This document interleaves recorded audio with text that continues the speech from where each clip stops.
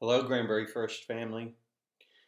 If you're anything like me, you look forward to the day when we will gather together once again in person for worship and Sunday school.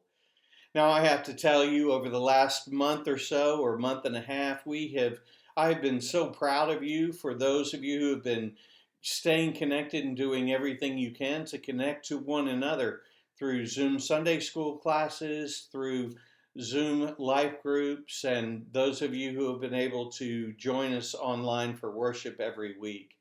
It has been a challenging time, it's been a trying time, but it has been a time of growth for many of us. And I want to thank you for your willingness to participate in that growth. Now, Governor Abbott came out on Monday and began to lay out his plan to open Texas back up following his shelter in place order. Now, he's lifting that shelter in place order on May 1st, and I pray that as he does, we all adhere to the guidelines that he's putting in place, and that we still respect social distancing and what that means. Now, some of you may be concerned or may be curious what this means for our church and when we will begin to getting back together for in-person worship. Now, the governor, as an essential business or essential entity, the governor has allowed that as an opportunity for us, being a religious organization. But he also suggested that if we, and continues to suggest, that if we can continue providing services and ministries online or remotely, that we continue to do so. In addition to that, I have received a letter from our Bishop Mike Lowry regarding his recommendations on when we should open back up for in-person worship. And I wanted to read just a small excerpt from what the bishop wrote. He wrote, "It is my conviction that it is unwise to return to in-person worship at this time. I am also convinced that it is counter to our Wesley core value to do no harm.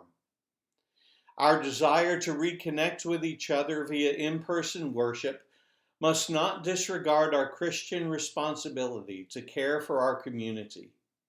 The vulnerable are not disposable, and we must not put them at risk.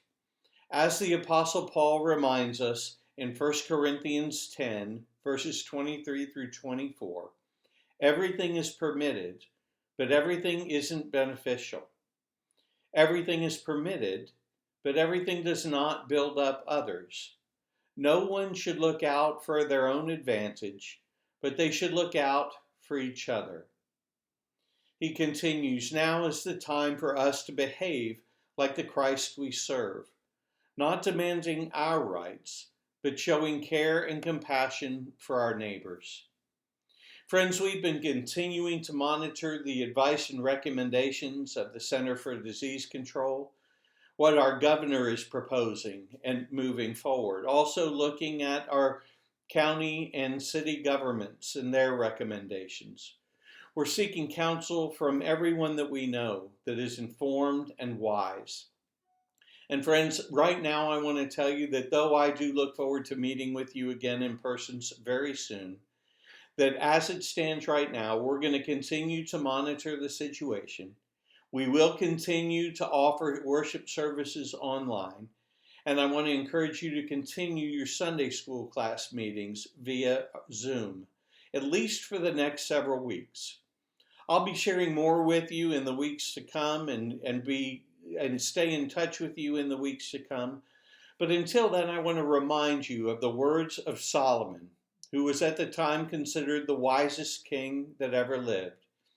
He wrote in Proverbs chapter 11, verse 14, these words, "Where there is no guidance, a nation falls, but in an abundance of counselors, there is safety."